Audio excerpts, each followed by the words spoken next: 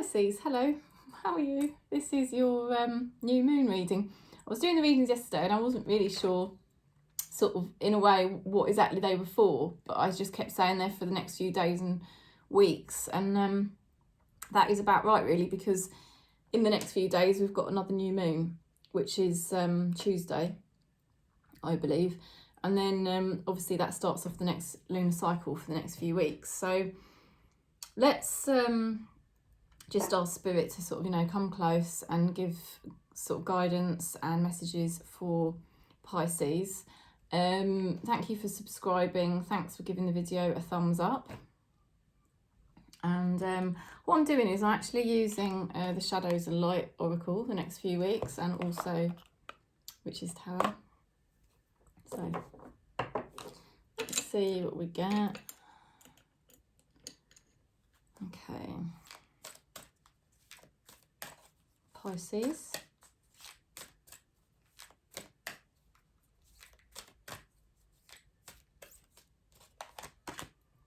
Oh, stifle, bored and stuck. Well, that is a realisation in itself, isn't it? There's an area of your life where you're going to really wake up and you're not lying to yourself anymore. It's like, boom, okay, yes, I am not happy with this situation. You know, I'm just not. Someone's going to know that you're not happy about it. Let's have a look. What else? I love that card. I'm just going to show you again because look at the picture. Okay. Someone will definitely know about this. You know, decisions, that's the thing. The next few weeks, you know, you're really weighing something up. Big time, you know. It's like, what am I doing here? You are really going to be weighing it up. And I just think it's on shaky ground. I really do. Something's on very shaky ground. And they're going to know it. They're just seriously going to feel it. Yeah, I think you could well be finally walking away from something. You've got here the Seven of Swords reversed. That is honesty, you know, being more authentic and honest, because Seven of Swords is usually deceptive and very insecure. In reversed, it's sort of like information coming out, being more real, being more authentic, and it's like, I don't really care how I look. I might look like a complete nutter. I might look very, like I'm making myself very vulnerable, but I don't care because I'd rather just put it out there, you know. Now you've got here the King of Pentacles reversed, and it's basically a feeling like, you know, I don't want to give to this situation anymore. I don't want to give to this situation or this person anymore. You really just, you're being brutally honest with yourself. Something's not working. And you're just going to be like, you know, I'm just not in the mood for this anymore. I can't tolerate it, because King of Pentacles reversed is very much like the energy of kind of going quite self-centered and, you know, quite brutal about it as well, actually. Just thinking, you know, I just got no time for this.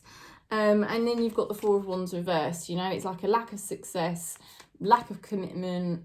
But I feel it's actually you saying, this is not built on anything solid here. There's nothing here for me.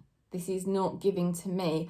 And it's a big wake-up call the next few weeks, Pisces, but it needs to be done, because why should you be pulling yourself out of alignment for something or someone, you know, if it's not really in your alignment and it's not really giving you what you, you know, good energy, really.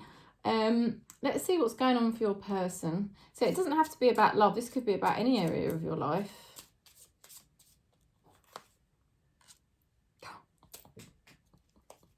Right.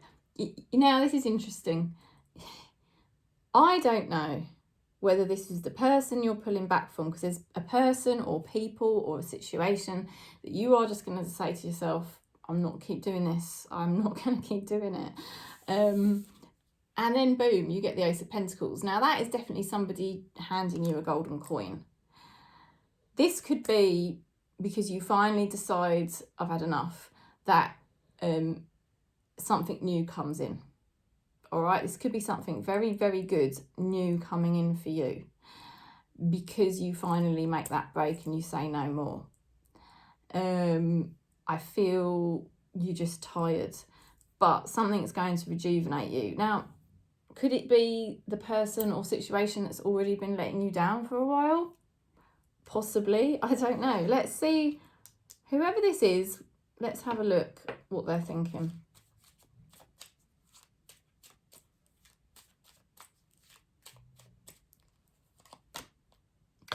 I want to meet up with you. Well, who knows then? Who knows whether this is the current situation or person, that's because something's definitely been making you feel fed up. Somebody hasn't been, it's been like they've been playing games and you just decide, no more, I'm not playing games, I'm not doing this. Pull back, pull back, pull back. I think it's what your spirit guides have been wanting, and you need to rethink it. So you pull back to create space to rethink it. And then as soon as you do that, there's a new situation coming in, either somebody new or it's this person realizing they're screwing up. Let's see what your spirit guides say as the advice. This is my consciousness deck that I need to work on it in the next, very soon, to put it into print. Okay.